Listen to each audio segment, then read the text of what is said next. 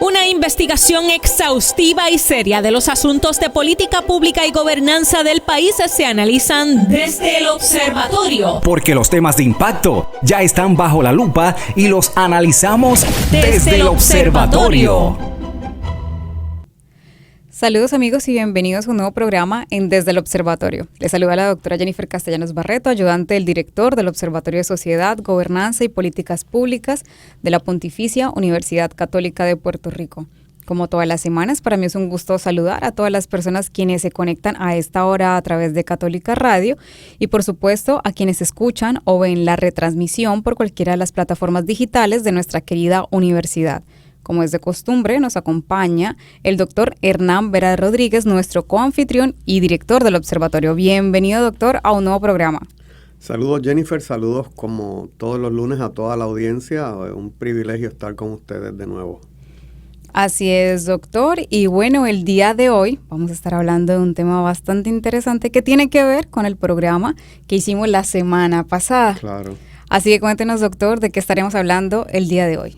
Pues mira, vamos a estar trabajando alrededor de una pregunta de si es posible ser feliz en el lugar de trabajo, ¿verdad? Así que los temas son la felicidad y el lugar de trabajo.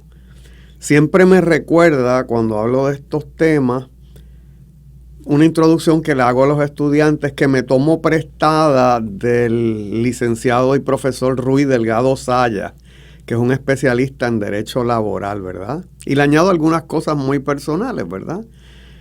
Nos dice el profesor, ¿verdad?, que la mayor parte de las horas de la vida de una persona en el tiempo de la edad productiva, pues uno está en el trabajo. Uh-huh. Y cuando no estás trabajando, estás preparándote para ir a trabajar. Y cuando no estás regresando del trabajo, y a veces hasta nos llevamos trabajo para la casa, ¿verdad? Y dice también Rui que uno sale para el trabajo bañadito, perfumadito, planchadito y oloroso y llega totalmente al contrario, ¿verdad? Así que se le va mucho de la vida al ser humano en la preparación para el trabajo y en trabajar. Entonces el trabajo es algo digno de estudiar, ¿verdad? Entonces le añado yo en los cursos de organización que la relación entre un ser humano y su trabajo es una relación de amor y de odio, ¿verdad? Y entonces una relación bien fluctuante. A veces uno dice, gracias Dios mío por este trabajo que tengo, y a veces uno dice cosas que no van necesariamente en esa dirección. Así que de ahí, ¿verdad?, que a nosotros nos gusten, a ti, a mí y a los compañeros en el Colegio de Ciencias de la Conducta, pues estudiar, trabajar, investigar estos temas que tienen que ver con el trabajo. Y ¿por qué no? Pues hoy tomamos de pie forzado un parte de prensa del cual nos vas a hablar próximamente. Así es, doctor. Y hablando de esa noticia que salió en enero, de hecho salió en enero de este año, y se titulaba que cómo Dinamarca logró tener a los trabajadores más felices del mundo. Y uno dice, bueno, rápidamente el título le llama a uno la atención de cómo la gente puede ser feliz, porque a veces la gente ve el trabajo como una obligación. Claro. Y también nos cuestionamos si hay que ser feliz uno primero para que el trabajo le agrade, o realmente el trabajo tiene cosas que le agradan a uno tanto que lo hacen feliz. Ese tema es importante y lo desdoblamos. Claro, ahorita, entonces sí. Vamos a hablar de eso. Uh-huh. Pero lo que me llama la atención, por supuesto, de este artículo son aquellos factores que se enfocan principalmente en el área de trabajo. El artículo como tal menciona varios aspectos. Dentro de ello, uno es que lo principal que tienen los trabajadores en Dinamarca es confianza. No solamente confianza en sí mismos, sino la confianza que puede depositar su organización o sus jefes inmediatos en el trabajo que realizan. De modo que no tienen como tal una microgestión o lo que le llaman una microgerencia, sino que cada quien se encarga de trabajar el tiempo que necesitan en el proyecto o en la entrega del trabajo que tienen que hacer, lo cual les permite a ellos tener también un balance entre el trabajo y su vida privada. Mencionan también que solo el 1.1% de la población trabajadora en Dinamarca trabaja 50 o más horas a la semana. Wow. Es decir, en comparación con la cifra que típicamente la Organización de Cooperación y Desarrollo Económico menciona, dice que a nivel mundial, más o menos la media de personas, trabajadores, que trabajan 50 horas o más es de 10.2. Llevando a la Reino Unido sería de 10.8, son las personas que trabajan más de 50 horas, y en Estados Unidos 10.4. Es decir, que tenemos esos porcientos en estas regiones. ¿Qué tienen dentro de la noticia? Se mencionan como algunas entrevistas que le hicieron a los trabajadores daneses, y dice casi el 60% de los daneses dicen que seguirían trabajando si les tocara la lotería y se independizaran económicamente, lo cual sorprende, ¿no? Porque si tú te ganas la lotería, ¿qué es lo primero que dices? Voy a dejar de trabajar, voy a invertir, voy a hacer otras cosas que de pronto están asociadas para ti, que sean placenteros o te den más felicidad. Pero un indicativo de que eres feliz en el trabajo es cuando, aún teniéndolo todo y puedes renunciar a tu trabajo, decides quedarte. Claro. Dentro, digamos, de los beneficios, aparte del balance que pueden hacer, tienen derecho de un mínimo, no de un máximo, de un mínimo de 5 semanas de vacaciones para gastar en el año. Imagine, ¿qué haría usted con 5 semanas de vacaciones? Además de los días feriados, es decir, que si el lunes es feriado, que si no trabajan sábados y domingos, no importa. De igual forma tienes tus 5 semanas. Adicional a eso, las mujeres que están en periodo de maternidad tienen 6 meses de maternidad pagas, y su pareja tiene derecho a 1 o 2 semanas totalmente remuneradas.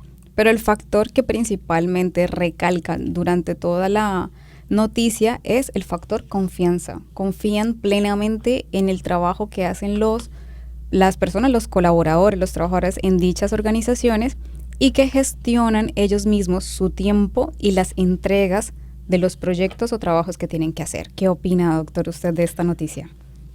Pues que contrasta mucho el panorama, ¿verdad? Yo te diría que más que el panorama, la base filosófica sobre la cual se organiza el mundo del trabajo en ese país, como la organizamos en Puerto Rico y en los Estados Unidos. Y dicho sea de paso, en Puerto Rico la legislación laboral era más generosa que en los Estados Unidos. O sea, en Estados Unidos básicamente usted lo que tenía derecho era trabajar, ¿no? Pero en Puerto Rico hasta el 2017 teníamos unas licencias muy generosas, licencia por enfermedad, licencia por maternidad y una serie de días feriados muy generosos. Todo eso se recoge, ¿verdad?, en aras de una competitividad a nivel mundial. Fíjate qué interesante, ¿verdad? No se usa como referente a Dinamarca, se usan de referente otros países. O sea, cuando te comparas con Japón, pues somos unos vagos. Ah, sí. Pero y cualquiera es un vago.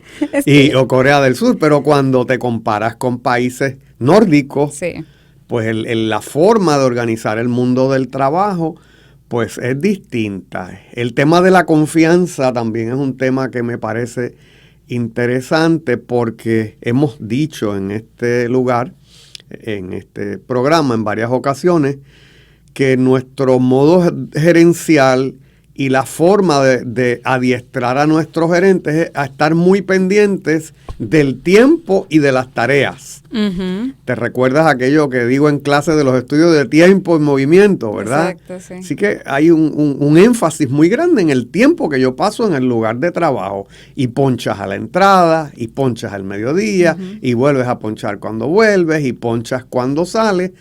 Pero eso no necesariamente genera productividad. Exacto. Eso no necesariamente genera un ambiente sano de trabajo, donde yo me siento motivado a trabajar, donde cuando suena la alarma por la mañana, el trabajador no dice una grosería.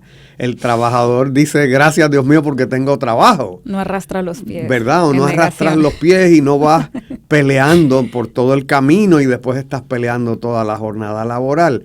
Así que es muy bonito, ¿verdad? Me parece esa forma de organizar el mundo del trabajo y la forma de gerenciar, ¿verdad? Esto es en inglés, cuando uno toma cursos de gerencia, dice que hay dos formas de gerenciar. Una, managing by walking around, que es la forma de microgerenciar, de estar pendiente a lo que hace. Mira, está el trabajador, llegó temprano, está haciendo sus tareas, cuántas unidades sacó hoy, versus lo que le llaman managing by walking away, que es confiar en este trabajador, marcarle unos objetivos y unas tareas claros, unos horizontes de tiempo y dejarlo que ejecute. Dejarla que ejecute, que me parece que es un poco la filosofía que veo allí en esto que acabas de leer.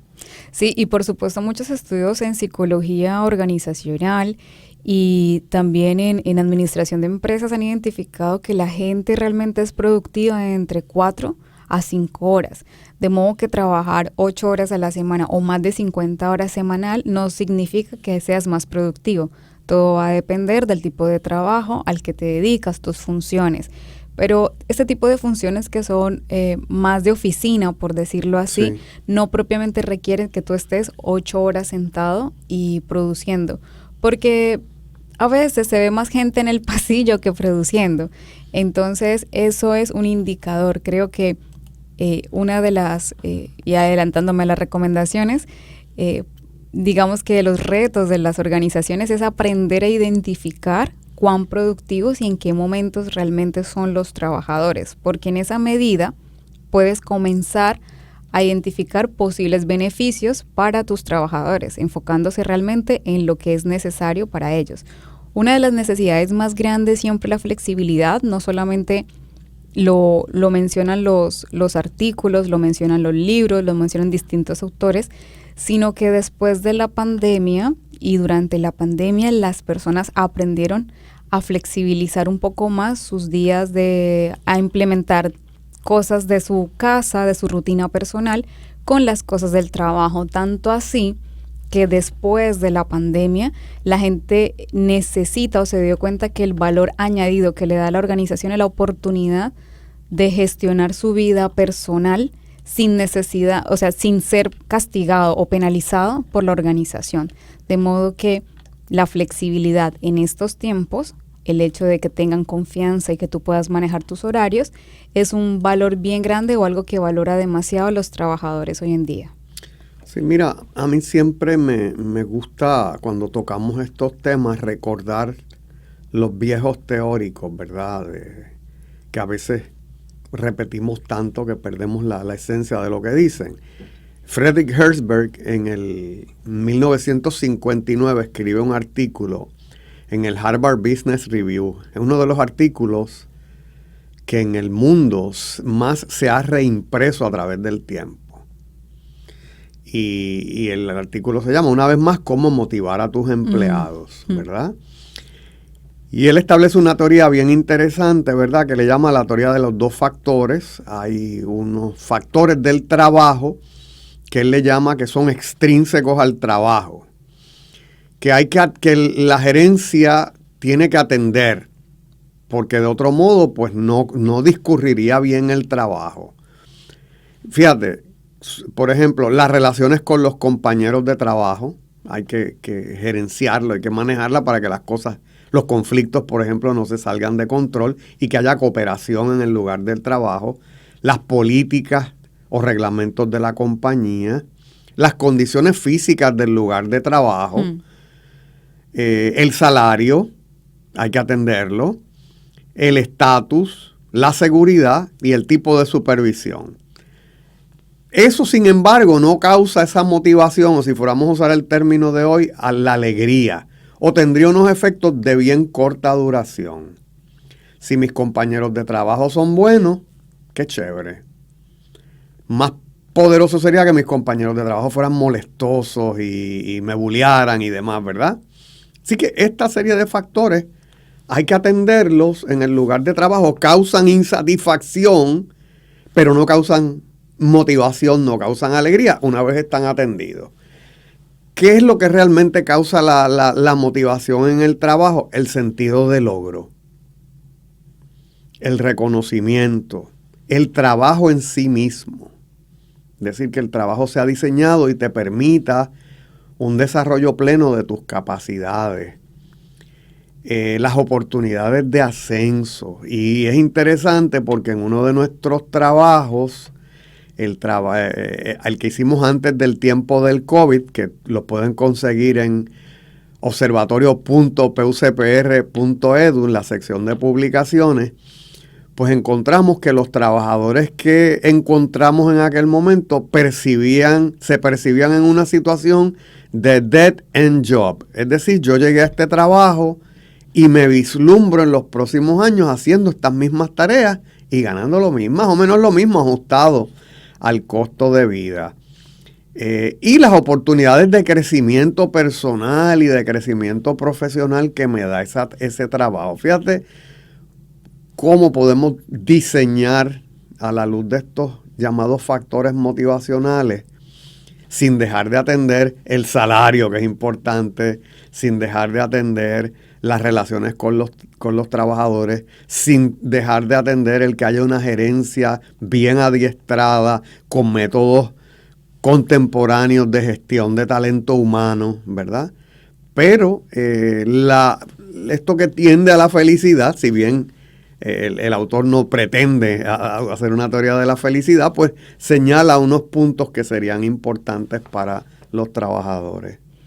Claro, ahí tú mencionaste, por ejemplo, el concepto, no el concepto, sino mencionaste aquello que nos da alegría, y quizás hay que hacer una diferenciación en cuestiones de que la alegría realmente es una emoción que se da en un momento determinado y ante una acción, y que es pasajera, me dieron una buena noticia, sentí alegría. Claro. Pero la felicidad es un estado, es que se mantiene con el tiempo y que está relacionado con aspectos positivos de la vida.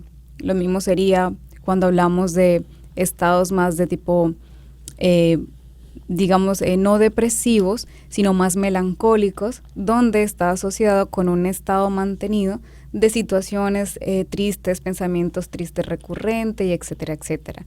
Por lo tanto, la felicidad, y varios autores lo mencionan de distinta manera, realmente es una forma de ver la vida o una forma a veces de actuar ante la vida, producto de varias cosas que en el transcurso del día me motivan, me satisfacen, me dan momentos alegres y que me permiten entender o que me permiten agradecer lo que tengo. Entonces es como más bien un estado, ¿no? Claro. Entonces, dentro de esos factores que mencionabas, que son de tipo extrínsecos, se habla mucho sobre la cultura organizacional y ese tipo de liderazgo. Hoy por hoy, gracias, a parte de la psicología positiva, se ha hecho un enfoque principal en las habilidades y en las fortalezas que puede tener un líder, o que a veces tienen las organizaciones o las personas que trabajan dentro de esa organización. Ese tipo de fortalezas y ese tipo de habilidades maximizan como tal muchas otras fortalezas de los trabajadores, lo cual termina repercutiendo en la cultura de la organización. Y creo que eso ha sido bastante valioso, porque ya no solamente se enfoca en tiempo y tarea, sino en otros aspectos que influyen dentro del comportamiento de las personas a nivel organizacional. Fíjate, sí, en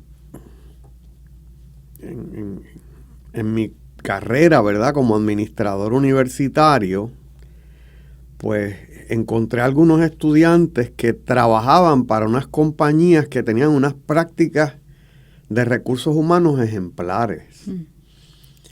Y fíjate, por ejemplo, claro, entonces tenían un paquete de beneficios que es interesante, que no tenían que ver con el trabajo mismo, pero y les doy unos ejemplos a los compañeros. Tenía un estudiante que trabajaba de operario en una compañía de aeronáutica, y esa compañía mientras en una jornada de trabajo acumulaba horas que él podía después canjear por tiempo libre para estudiar. Y también le pagaban la matrícula de su doctorado en psicología. Y es interesante porque si tú trabajas de operario en una compañía aeroespacial, no te están pagando un grado en informática, no te están pagando un grado en gestión de empresas, no te están pagando un grado en computación, en ingeniería, sino que en ciencias de la conducta. Y uno pudiera pensar, ¿verdad? Si uno estuviera en el otro lado de la gestión, pues decir, pues mira, esta persona al cabo del tiempo, si se gradúa, se va a ir. Ujú. Pero a la compañía no le importaba eso, lo que le importaba es que ese trabajador iba a estar feliz en ese tiempo que estuviera allí y por lo tanto iba a producir al máximo. Fíjate, eso es un ejemplo de parte de la cultura de esa organización, es decir, parte de la cultura de esa organización es apoyar en los deseos que tiene como tal sus colaboradores. Eso no, quizás no retribuía económicamente o en las funciones de su Claro. trabajo, pero sí retribuye a nivel emocional. Y una persona que se siente feliz con lo que está haciendo o en su trabajo, va a hacer su trabajo con amor, se va a sentir motivado en levantarse, como decías tú. Realmente, en vez de renegar, se levanta alegre y contento de ir a trabajar. Claro, claro. Y de nuevo, esto de las... En Puerto Rico existen compañías que tienen buenas prácticas, yo te diría de best practices, ¿verdad? De las mejores prácticas en esto de la gestión del talento humano y sería interesante hacer un catálogo de esas compañías y de cuáles son esas mejores prácticas que se dan en el país. Exacto, doctor. Pero abundaremos más del tema ahorita que vamos a una pausa y ya regresamos desde el observatorio. Desde el observatorio. Amigos, estamos de vuelta en Desde el Observatorio hoy conversando si es posible ser feliz en el lugar de trabajo. Doctor, ¿le gustaría dar continuidad a alguna información que se nos haya quedado en el primer segmento o quiere hacer otra introducción en este segundo segmento? No, yo creo que podemos seguir, ¿verdad? Habíamos hablado de la felicidad en el lugar de trabajo. Hablamos un poco como esos factores externos. Claro, y hablábamos de esos factores, ¿verdad? Y cómo es importante atender esos factores.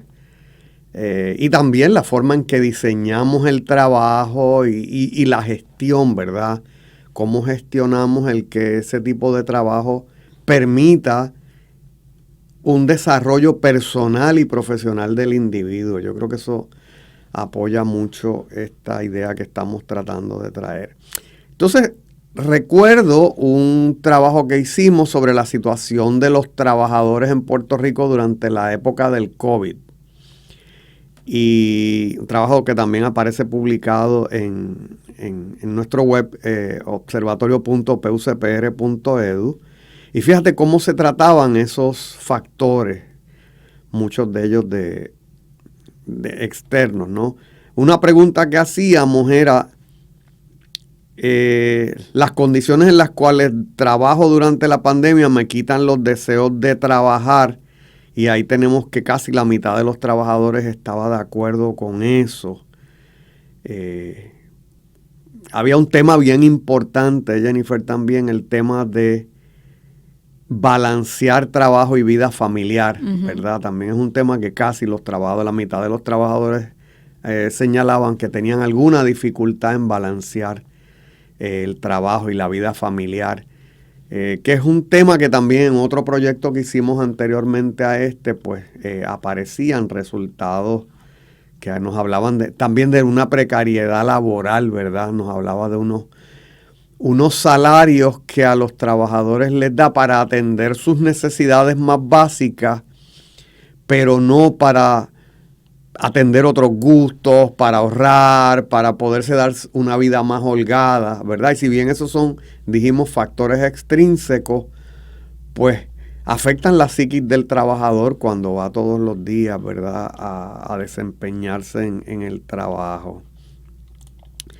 También en esta época del COVID-19 recordaremos que un resultado cualitativo del estudio era que los trabajadores se sentían un poco solos o abandonados, tenían un sentido de abandono de parte de sus patronos. Así que yo creo que eso es bien importante, ¿verdad?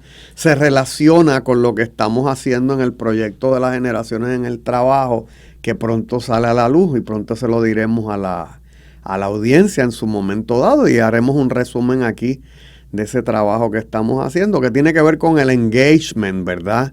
con este nivel de involucramiento de los seres humanos en el trabajo y qué factores afectan ese nivel de involucramiento. Así que vamos a perseguimos ya, pero vamos a presentárselo luego a la radioaudiencia, esos resultados que tienen que ver con el engagement, la pasión laboral, la intención de abandono de empleo y demás.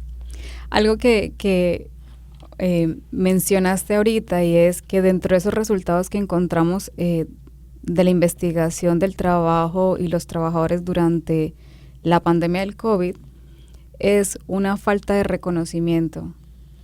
Y el reconocimiento y el desarrollo profesional, como bien mencionaste en el segmento anterior con el ejemplo de esta persona, es importante para una persona, porque a quien no le gusta sentirse reconocido, a quien no le gusta sentir que hizo algo bien y que después de tanto esfuerzo y de tanto esmero valió la pena. Y aunque no diera los resultados que quisieras o que tu jefe o que tu supervisor esperaba, realmente reconocieron tu esfuerzo, tu dedicación. Pero pasamos por desapercibido las pequeñas acciones como las horas extras que muchas personas trabajan, los horarios, las horas que trabajan incluso a veces fuera del trabajo, el compromiso que sienten por las actividades que hacen, el tiempo que lleva en la organización, la forma en la que visibiliza quizás la organización para la cual trabajan. Y esos pequeños detalles pasan desapercibidos. No quiere decir que por cada cosa que haga la persona se reconozca, porque entonces después pierde como el efecto de alegría que nos puede ocasionar, sí, ¿cierto? Lo entiendo, y el lado contrario de eso es la tacañería absoluta. O sea, fíjate que a veces las compañías son emocionalmente tacañas, ¿verdad? A veces, fíjate, el tener unos trabajadores felices o por lo menos contentos en el corto plazo no conlleva erogación de fondos, lleva a atender esas necesidades emocionales que tienen los trabajadores, decirle que un trabajo estuvo bien hecho, reconocerle los años de servicio, establecer un día de premiaciones por los trabajadores o los grupos que han hecho trabajos excepcionales. Claro. Y le entregas un pergamino a cada uno, o sea, son cosas que cuestan tan poco y que causan tanta diferencia, ¿verdad?, en la vida del trabajador. Así es, y son cosas que el reconocimiento y el desarrollo profesional también tienen que ver con la cultura de la organización. Yo siempre he dicho que la cultura de la organización es como cuando tú hablas de las personalidades de cada uno, ¿no? ¿Cómo es tu personalidad? Bueno, tu personalidad es ser una persona amable, una persona genuinamente interesada en las cosas del otro, una persona empática, como esas características a las que por lo general si tú hablaras, por ejemplo, yo hablara de ti, reconocería esas cualidades que tienes, esos valores. Pues básicamente esa es la cultura que hace esa organización. Otra cosa importante aquí es que cuando hablamos de organización, el problema es que vemos a la organización como algo abstracto, algo que no sabemos qué es, pero a la final es sencillo. La organización son todas las personas que ejercen roles importantes de toma de decisiones dentro de la organización.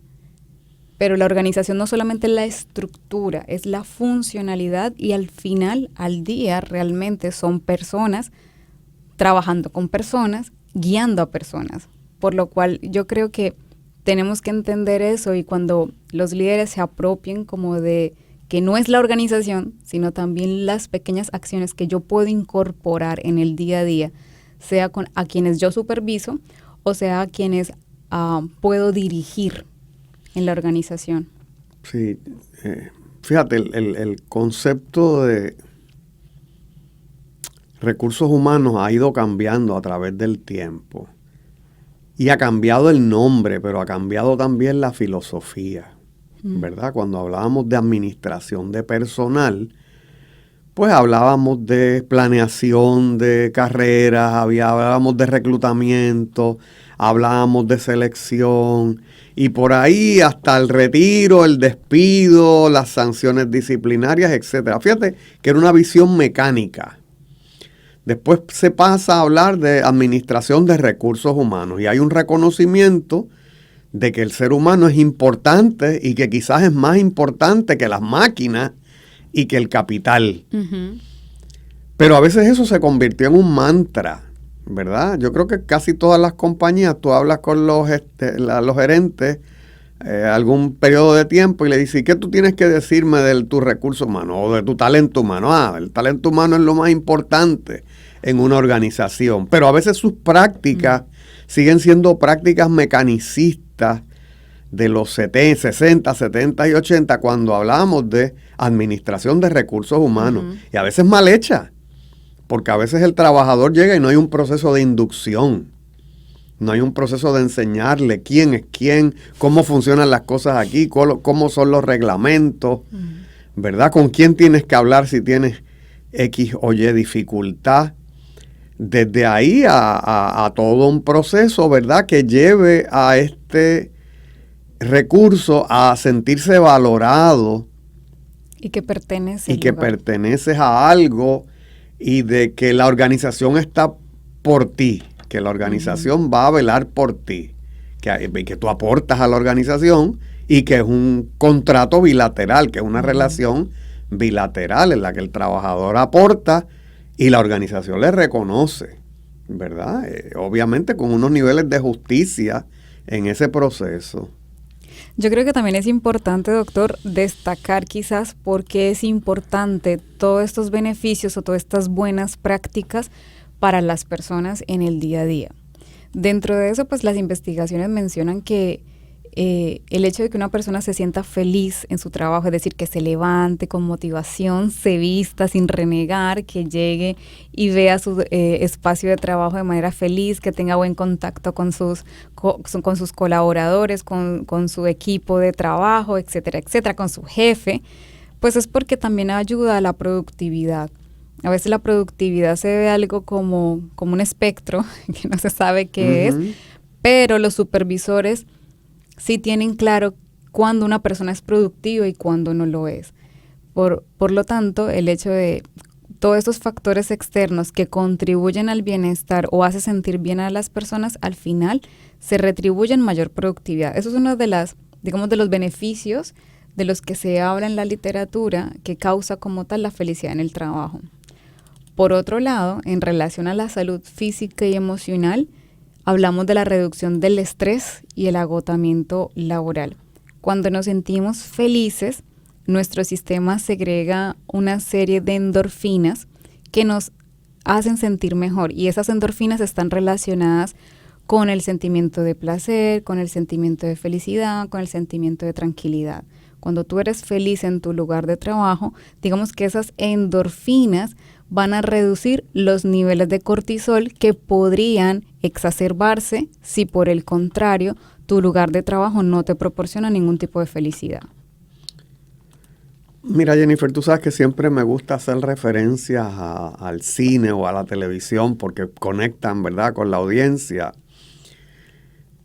Y lo contrario a un lugar de trabajo productivo, lo contrario a un lugar de trabajo donde se da la felicidad, un lugar de trabajo disfuncional. Y me acuerdo unas películas y una serie. La serie es The Office. Un lugar de trabajo totalmente disfuncional, donde los jefes el gerente no sabe lo que tiene que hacer, le miente a la división corporativa, y tratan de salirse con la suya durante todo el tiempo. Y por lo tanto, cada empleado a la vez tiene su propia agenda. Y el empleado trata de engañar al gerente. El gerente a veces es parte también de ese proceso. Y todos engañan a la división corporativa para que no los terminen eliminando. Más terribles son las dos películas de Horrible Bosses, ¿verdad? Donde hay una relación muy, muy tóxica entre unos empleados y su jefa, en aquel caso, y quieren deshacerse de su jefa y hacen toda una conspiración para deshacerse de su jefa, que siempre les sale mal en el proceso. Pero, de nuevo, Hollywood caricaturiza el tema de que un lugar de trabajo mal gestionado es casi risible, ¿verdad? Podemos tener unos lugares de trabajo que son casi un sketch cómico, un sketch de comedia donde la gente va a trabajar todos los días y se dan una serie de situaciones pues totalmente disfuncionales. Exacto, y trayendo esos temas a colación, de hecho en The Office no estoy muy segura si renuncia o no renuncia gente, pero es el claro ejemplo de las cosas que están mal hechas, así de sencillo. Otro punto importante, y creo que es una de las preocupaciones que quizás nosotros recopilamos cuando estuvimos compartiendo con los medios de comunicación los resultados de nuestro estudio, y es porque la gente no quería trabajar o porque la gente dejaba de trabajar, ¿sí? Como esa rotación y ese ausentismo. Las investigaciones señalan que cuando las personas son felices en su lugar de trabajo, realmente hay una menor o hay una reducción tanto en la rotación como en el ausentismo, lo cual es supremamente importante para las organizaciones porque bien es sabido que la rotación y la búsqueda de otros empleados nuevamente genera costos adicionales que mantener realmente contentos a los trabajadores para que no se vayan. Y finalmente creo que otro aspecto muy importante y ligado a la cultura es el clima organizacional. Y ahí el clima organizacional tiene que ver, hay gente que lo menciona como si fuera la energía que tú sientes del ambiente, pero básicamente es el reflejo de las emociones de cada una de las personas. Cuando tú tienes un mal día y tú llegas a un lugar y tienes mala actitud con la persona que te está prestando un servicio, sin darte cuenta, esa persona también responde a tu emoción. La felicidad como la tristeza son emociones que tienden a ser replicadas por el otro. Nosotros tenemos neuronas que se llaman neuronas espejo y las personas terminan replicando casi que nuestra actitud hacia ellos. De modo que, por ejemplo, en un equipo de trabajo, cuando alguien llega de mal humor, a una persona que no saluda, contamina el ambiente y dice uno qué clima tan malo, que aquí la gente no se saluda, aquí la gente no coopera y se vuelve bien incómodo incluso para compartir o para trabajar cosas que necesariamente requieren la ayuda del otro. De ahí hay una gran importancia de la selección de nuestros gerentes, de nuestros supervisores, desde ahí hasta el CEO, ¿verdad? De que además de hacer su trabajo, deben ser buenos comunicadores, de forma verbal y no verbal, ¿verdad? Porque con su ejemplo, con el dar los buenos días, con contestar las sonrisas, pues pueden generar una cultura de trabajo bastante positiva. Hablo de una investigación que se hizo en Yakarta, en la ciudad de Yakarta,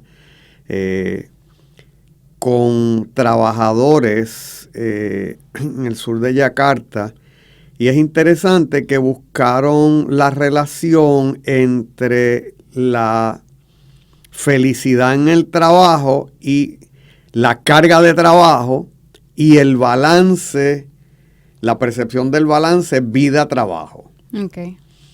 Y se encuentra que es interesante y polémico que a menor carga de trabajo, mayor felicidad en el trabajo. Pero fíjate por qué, la explicación en la discusión del estudio, una vez se sacan todos los números y todo lo demás.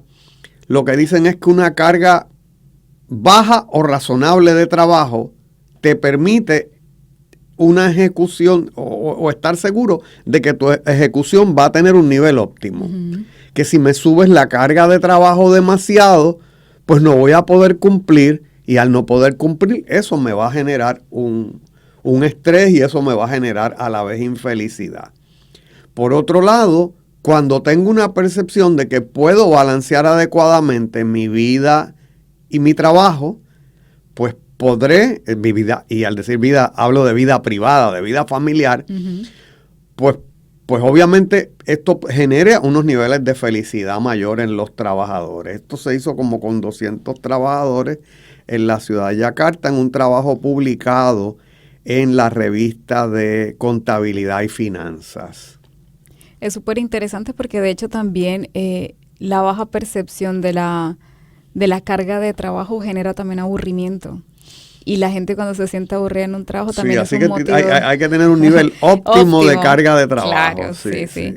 Para ir cerrando y quizás discutiendo nuestra pregunta si realmente es posible o no ser feliz en el trabajo, desde mi perspectiva y según las investigaciones sí es posible.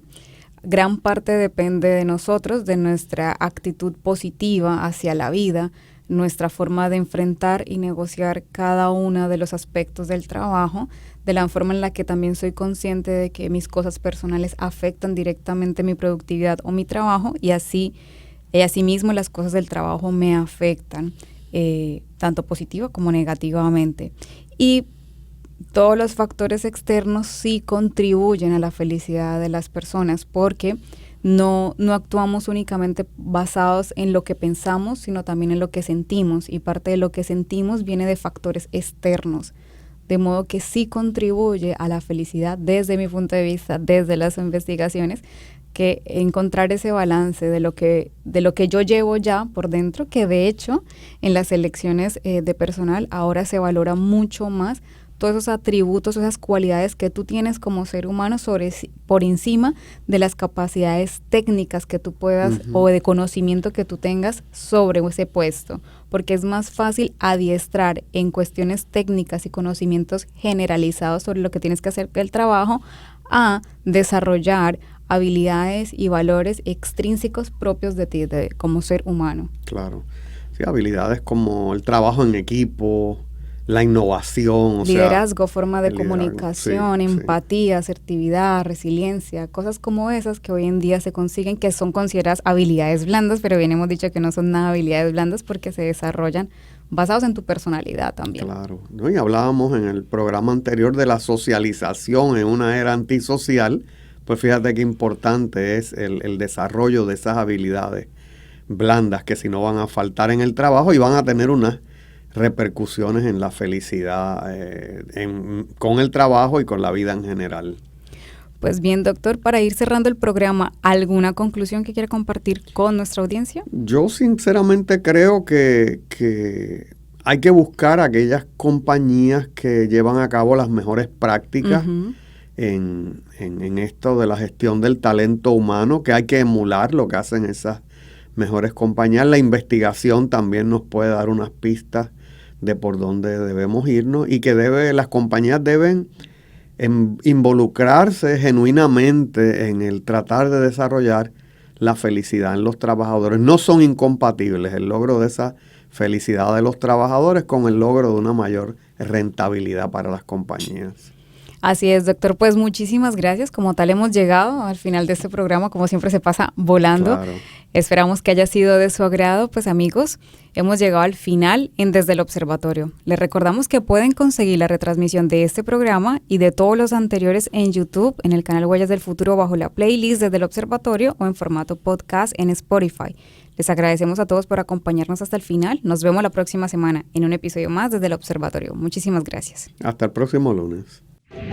Forma parte de nuestro análisis. Comparte tus opiniones con el panel. Comunícate con nosotros a observatorio.pucpr@pucpr.edu. Desde el Observatorio, una producción de la Pontificia Universidad Católica de Puerto Rico.